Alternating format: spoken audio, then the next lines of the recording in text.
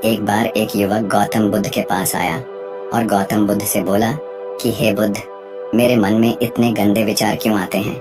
मैं नहीं चाहता कि मेरे मन में गंदे विचार आए, पर मेरे मन में हमेशा काम वासना के विचार चलते रहते हैं और मैं इनके बारे में सोच सोच कर बहुत परेशान हूँ।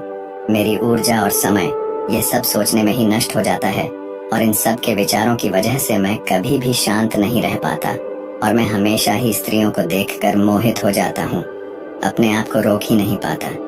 बुद्ध मुस्कुराए और उन्होंने उस युवक से पूछा, क्या तुम्हें पता है यह काम वासना होती क्या है? फिर उसने ने उत्तर दिया और कहा, बुद्ध, मैं यह तो नहीं जानता कि काम वासना होती क्या है, पर हाँ, यह जो भी है बहुत बुरी चीज है। फिर बुद्ध ने उस युवक से कहा कि सबसे पहले तो तुम्हें यह समझना है कि प्राकृतिक रूप से जो भी चीज हमारे अंदर है वह बुरी नहीं है। हमारे जीवन में उसकी कुछ न कुछ जरूरत है। वासना कोई बुरी बात नहीं है। यह तो हमारे मन की एक भावना है जो हमें किसी न किसी चीज की कमी का एहसास करवाती है और फिर हम उस चीज को पाने के लिए उस चीज की तरफ आकर्षित हो जाते हैं। जैसे अगर तुम्हारे पास धन की कमी है तो तुम में धन की वासना उत्पन्न हो जाएगी। तो वासना कुछ और नहीं, बस एक प्रकार की कमी है जो कि एक प्रकार की जरूरत का एहसास है, और जब यह जरूरत शारीरिक हो तो हम इसे काम वासना का नाम देते हैं। युवक ने गौतम बुद्ध को कहा कि बुद्ध, मुझे काम वासना का मतलब तो समझ में आ गया, पर आप मुझे यह बताइए कि यह आती कहाँ से है और कैसे आती है। गौतम बुद्ध ने कहा कि काम वासना कहीं से आती नहीं है, ये तो हमारे अंदर ही होती है और इसका होना तो जरूरी भी है, तभी तो मानव जाति का विस्तार होगा। युवक ने कहा, जब यह हमारे अंदर ही है और जरूरी भी है तो फिर लोग इसे गलत क्यों बोलते हैं? बुद्ध ने कहा कि यही तो समस्या है। लोगों ने काम वासना को गलत तरीके से सोच लिया है, इसे छुपाने की, दबाने की कोशिश करते हैं। काम वासना गलत नहीं है, बल्कि काम वासना का गलत तरीके से प्रयोग करना गलत बात है। लोग जिससे प्रेम करते हैं बस उसी के लिए जीने लग जाते हैं, उसे पाना ही अपना मार्ग बना लेते हैं और उसी के बारे में हमेशा सोचते रहते हैं, पर यह सब गलत है। बुद्ध ने युवक से कहा, क्या तुम्हें पता है जानवरों में भी काम वासना होती है? युवक ने उत्तर दिया, हाँ बुद्ध, जानवरों में भी काम वासना होती है, क्योंकि जानवर भी तो आखिर अपने वंश को आगे ले जाएंगे। बुद्ध ने कहा, तो फिर हम जानवरों के काम वासना को गलत क्यों नहीं कहते? युवक ने कहा, मुझे नहीं पता महात्मा, आप ही मुझे बताइए। गौतम बुद्ध ने कहा कि जानवर अपनी काम वासना का प्रयोग आनंद प्राप्ति के लिए नहीं करते, वह तो सिर्फ संतान उत्पत्ति करने के लिए काम वासना का उपयोग करते हैं। जानवरों को प्रकृति ने इतनी समझ नहीं दी कि वह काम वासना को अपने सुख का आधार बना सके। मनुष्य अपनी समझ के बलबूते पर प्रकृति में पाई जाने वाली प्रत्येक वस्तु को अपने सुख के लिए प्रयोग करता है। हम इंसानों ने ही काम वासना को अपने सुख का साधन बना लिया है, जबकि प्रकृति ने तो हमें अपने वंश को आगे अग्रसर करने के लिए दिया था, लेकिन इंसानों ने तो इसे अपने जीवन का परम लक्ष्य बना रखा है और इस तरह से काम वासना का आ जाना गलत है। तभी उस युवक ने पूछा कि महात्मा जी, ये काम वासना हम पर हावी क्यों होती है और क्यों ये हमेशा क्यों आ जाती है? तब गौतम बुद्ध ने कहा कि सुनो, अब जो मैं तुम्हें बताऊंगा उसे तुम पूरे ध्यान पूर्वक सुनना। काम वासना का सारा खेल तुम्हें समझ आ जाएगा, तुम्हें तुम्हारे सारे सवालों का जवाब मिल जाएगा, बस तुम्हें ध्यान से सुनकर समझना है। एक बार की बात है, एक आश्रम में गुरु और उनके शिष्य रहा करते थे, जो रोजाना आश्रम के बाहर स्थित गांव में भिक्षा लेने के लिए जाते थे। उस आश्रम का एक शिष्य जिस गांव में भिक्षा लेने जाता था, उस रास्ते में एक नदी मिलती थी। एक दिन उसने देखा कि एक युवक वृक्ष के पीछे छिपा है। वह उस युवक के पास गया और उससे जाकर बोला, भाई, तुम इस वृक्ष के पीछे छिपकर क्या देख रहे हो? युवक ने कहा, अरे तुझे नहीं दिख रहा क्या कि मैं क्या देख रहा हूँ? तब शिष्य ने नदी की तरफ देखा तो वहां पर कुछ युवतियां पानी भर रही थीं। तब उसने उस युवक से कहा, अरे भाई, वहां पर तो युवतियां पानी भर रही हैं, इसमें छिपकर देखने वाली क्या बात है? तब वो युवक शिष्य की तरफ देखकर उसे कहता है, अरे पागल, तुम्हें दिखाई नहीं दे रहा क्या कि कैसे यह परियां नदी से पानी निकाल रही है? जरा उनकी अदाओं को तो देखो, उनके कोमल शरीर को देखो, उनकी पतली कमर मटके को उठाते समय बाल खाती है।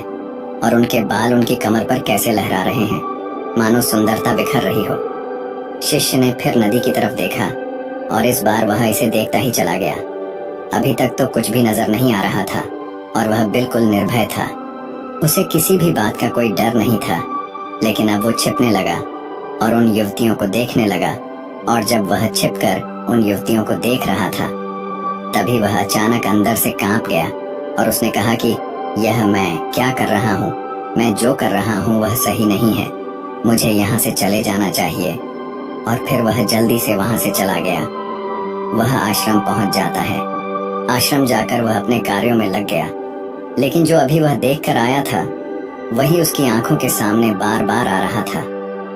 उसके मन में वही दृश्य चल रहा था। उसका मन वही सब कुछ देखने के लिए उतावला हो रहा था।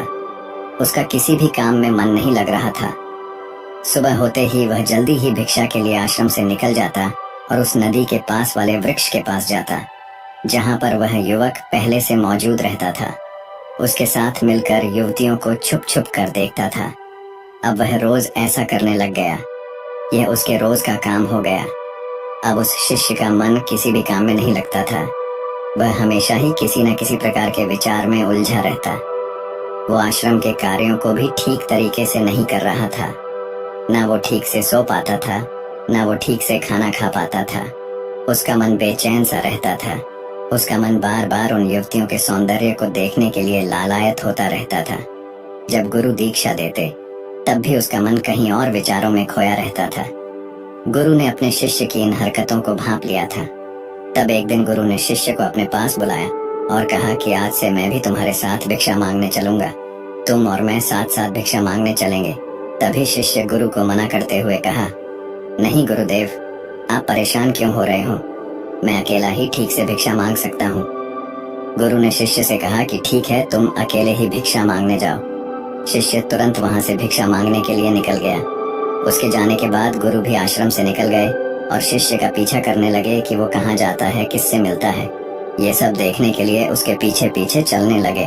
कुछ आगे जाने के बाद गुरु ने देखा कि उनका शिष्य एक युवक के साथ एक वृक्ष के पीछे अपराधी की तरह छिपा हुआ है और छुप कर कुछ देख रहा था।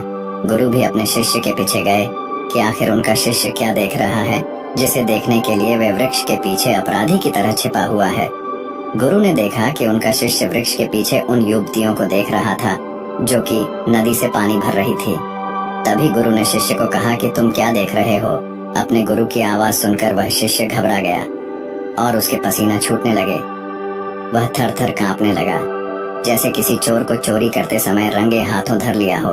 उसकी हालत खराब हो गई। वह कुछ भी नहीं बोल रहा था। उसके मुंह से कुछ टूटे फूटे शब्द ही बाहर निकल रहे थे। वह अपने गुरु से नजर भी नहीं मिला पा रहा था। गुरु ने शिष्य की तरफ देखा और कहा कि मेरा शिष्य तो निर्भय था, उसे तो किसी भी चीज का डर नहीं था, लेकिन यह क्या, तुम तो डर के मारे कांप रहे हो। शिष्य ने गुरु से कहा कि मुझे माफ कर दो गुरुदेव, मेरा इसमें कोई दोष नहीं है। उस युवक ने मुझे बहका दिया था, लेकिन आपसे मैं वादा करता हूँ कि आज के बाद मैं ऐसा कभी दोबारा नहीं करूंगा। मुझे माफ कर दो। गुरु ने शिष्य से कहा कि कोई बात नहीं, पर इस बात का तुम ध्यान रखना कि हम जैसी संगति करते हैं वैसा ही फल हमें प्राप्त होता है। उसके विचार हमारे अंदर प्रवेश करते हैं, इसीलिए अच्छी संगति करो जिससे तुम्हारे अंदर अच्छे विचारों का प्रवेश हो। फिर गुरु और शिष्य आश्रम लौट आए और फिर से आश्रम के कार्यों पर ध्यान देने लगे। उसने उस रास्ते को त्याग दिया और दूसरे रास्ते से जाने लगा। वह अपने काम को ध्यान से करता, लेकिन धीरे धीरे उसके अंदर क्रोध उत्पन्न हो गया और फिर वह दूसरों पर क्रोध करने लगा और बेचैन रहने लग गया। अब वह सही समय पर भोजन भी नहीं करता था। वह भोजन भी बहुत कम खाता था। एक रात गुरु शिष्य के पास आए और उससे बोले कि अब तक तुम कितनी बार अपने वादे से मुकर चुके हो। यह सुनकर शिष्य अपने गुरु के चरणों में गिर गया और रोने लगा। रोते रोते ही उसने गुरु से कहा कि गुरुदेव, मैं कई बार अपना वादा भूल चुका हूँ, फिर वादा कर लेता हूँ, लेकिन हर बार मैं वादा भुला देता हूँ। मेरा मन मेरे नियंत्रण में है ही नहीं। मैं बहुत कोशिश करता हूँ कि मैं अपने मन से सारे बुरे विचारों को निकाल डालूं, लेकिन मैं चाहकर भी ऐसा नहीं कर पा रहा हूँ। फिर गुरु ने शिष्य को कहा कि चलो मेरे साथ। गुरु शिष्य को आश्रम के बगीचे में लेकर गए और शिष्य से कहा कि देखो, यहाँ पर कुछ नाली बनी हुई है जिससे नदी का पानी इन पौधों तक आ रहा है और यह पानी एक निरंतर भाव से बह रहा है। क्या तुम इस पानी की बहाव को रोक सकते हो? शिष्य ने कहा कि हाँ गुरुदेव, मैं इस बहाव को रोक सकता हूँ। फिर शिष्य ने मिट्टी उठाकर उस नाली में डाल दी। वह पानी कुछ देर के लिए रुक गया और फिर कुछ समय बाद मिट्टी के ऊपर से पानी बह गया।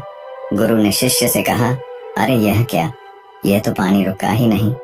फिर शिष्य ने कुछ मिट्टी पत्थर उठाकर उस नाली में डाल दिए और फिर कुछ समय के लिए पानी रुक गया, लेकिन फिर उस पत्थर के ऊपर से पानी निकल आया। फिर गुरु ने कहा कि यह क्या हुआ, पानी तो फिर से बह गया। तुम तो बोल रहे थे कि तुम इसे रोक दोगे। क्या हम किसी काम को रोकना चाहें तो क्या हम उसे रोक नहीं सकते क्या? तब शिष्य ने कहा, कोई बात नहीं गुरुदेव, मैं इस पानी को तो आपको रोक के दिखाऊंगा। वह फिर से एक भारी सा पत्थर लेकर आया और उसे नाली पर डाल दिया और पानी रुक गया। तब गुरु से कहा कि देखा गुरुदेव, मैंने कहा था ना कि पानी को मैं रोक दूंगा। मैंने पानी को रोक के दिखाया, आपकी बात मैंने पूरी कर दी। गुरु मुस्कुराए और बोले, अच्छा जरा ध्यान से देखो, ये पानी रुक गया क्या? वो तो पीछे की नाली से बाहर आ गया और अगल बगल से बह रहा है। और ध्यान से देखो, इस पत्थर के आगे भी आ गया और यह पानी अपना रास्ता बदलकर फिर से आगे की तरफ बह जाएगा। और फिर कुछ देर बाद ऐसा ही हुआ। फिर गुरु ने शिष्य को समझाया कि तुम्हारे साथ भी तो ऐसा ही चल रहा है। तुम बार बार प्रयास कर रहे हो, पर हर बार तुम्हारा प्रयास टूट रहा है और यह हमेशा टूटता ही रहेगा। तुम कितना भी मिट्टी पत्थर रख लो, लेकिन पानी तो अपना रास्ता बना ही लेगा। यह सब देखकर शिष्य ने गुरु से कहा कि हे गुरुदेव, क्या कोई तरीका नहीं है जिससे मैं गंदे विचारों से बाहर निकल सकूं? और यह मेरे मन में आए ही नहीं। तभी गुरु शिष्य को एक नदी के पास ले गए जहां से उस बगीचे में पानी आ रहा था। गुरु ने शिष्य से कहा, वह पानी इसी नदी से जा रहा है। अगर हम यहीं से उस रास्ते को बंद कर दें जहां से पानी बगीचे में जा रहा है, तब क्या हम पानी को रोक नहीं सकते? शिष्य ने कहा कि हाँ गुरुदेव, अवश्य ऐसा हो सकता है। मैं इस पानी को यहीं से बंद कर देता हूँ, तब आगे की नाली में पानी जाएगा ही नहीं और फिर बगीचे में पानी जाएगा ही नहीं। फिर शिष्य ने नदी से जाने वाले रास्ते को बहुत मेहनत करके पत्थर और मिट्टी डाल डालकर बंद कर दिया और गुरु से कहा कि गुरुदेव, मैंने पानी को बंद कर दिया है, अब यह पानी बगीचे में जाएगा ही नहीं। तब गुरु ने कहा कि अगर पानी बगीचे में नहीं जाएगा तो पौधों को पानी कहाँ से मिलेगा? उन पौधों को तो पानी की आवश्यकता है और उन पौधों में कुछ पौधे तो ऐसे हैं जिनको रोज पानी की आवश्यकता है, वह तो मुरझाकर मर ही जाएंगे। उनका क्या होगा? पानी तो हमें खोलना ही होगा। शिष्य ने गुरु की बात सुनकर वापस नदी से जाने वाले पानी का रास्ता खोल दिया। तब गुरु ने शिष्य से पूछा कि अगर हम इस नदी के पूरे पानी को बगीचे की तरफ कर दें तो क्या होगा? तब शिष्य ने जवाब दिया कि गुरुदेव, वहां पर जितने भी पौधे हैं वह गलकर नष्ट हो जाएंगे, वहां पर कुछ नहीं बचेगा। फिर गुरु मुस्कुराए और बोले, तुम इस बात को समझो कि हमें किसी भी चीज को रोकना नहीं है, बस हमें हमेशा संतुलन बनाए रखना है। कम पानी से भी पौधे नष्ट होते हैं और ज्यादा पानी से भी पौधे नष्ट होते हैं। हमारा जीवन संतुलन से ही चलता है। गुरु ने शिष्य से कहा कि अगर मैं तुम्हें कहूँ कि तुम आम के बारे में मत सोचो तो तुम्हारे मन में सबसे पहले किसका चित्र आएगा? शिष्य ने कहा कि गुरुदेव, मेरे मन में तो पहला चित्र आम का ही आएगा। गुरु ने कहा कि जब हम गंदे विचारों को जबरदस्ती रोकने का प्रयास करते हैं तो वह और मजबूती के साथ हमारे अंदर प्रवेश करते हैं, हमारे अंदर उठते हैं। इसीलिए हमें उन्हें कभी भी दबाने की कोशिश नहीं करनी चाहिए। फिर गुरु ने शिष्य को समझाते हुए कहा कि हमारे विचार बुरे लोगों की संगति करने की वजह से भी आते हैं। कई बार क्या होता है कि कामुकता हमारे अंदर होती नहीं है, लेकिन कुछ अश्लील लोगों के साथ रहने की वजह से यह हमारे अंदर हावी हो जाती है। फिर शिष्य ने कहा कि गुरुदेव, आप सही कह रहे हैं, मैं अपने मार्ग से भटक गया था। फिर वह शिष्य उस रात बहुत ही चैन की नींद सोया। सुबह अपने कार्यों को पूरे मन से किया और फिर सुबह वह भिक्षा लेने के लिए उसी रास्ते से गया जहां वह युवक आज भी उस वृक्ष के पीछे छुपकर उन युवतियों को देख रहा था। वह शिष्य नदी पर गया जहां वह युवतियां पानी भर रही थीं। उसने उनसे पानी मांगा। उनमें से एक ने उसे पानी पिलाया और उस सन्यासी शिष्य के चरण छुए। शिष्य ने उसे आशीर्वाद दिया कि तुम्हारा कल्याण हो। उसका मन सकारात्मक ऊर्जा से भर गया। उसके चेहरे पर मुस्कान आ गई थी, जैसे कि उसे कुछ खोया हुआ वापस मिल गया हो। वह वापस अपने रास्ते से जाने लगा। तभी पीछे से वह युवक आ गया जो वृक्ष के पीछे छुपा हुआ था। वह शिष्य के पास आया और बोला कि क्या बात है, आज तो तुमने नजदीक से दर्शन कर लिए, तुम तो मुझसे भी आगे निकल गए।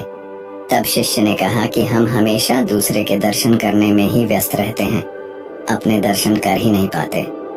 तुम कब तक इस वृक्ष के पीछे छुपते रहोगे? किसी को पसंद कर लो, उससे बोल दो। अगर वह भी तुम्हें पसंद करती है तो शादी कर लो और उससे पहले तुम कुछ बन जाओ, अपने आप को पहचान लो। ऐसे अपना समय बर्बाद मत करो।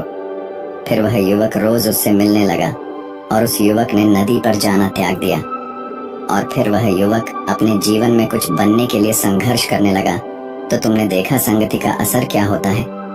अपनी संगति बदलो, अपने विचार बदलो।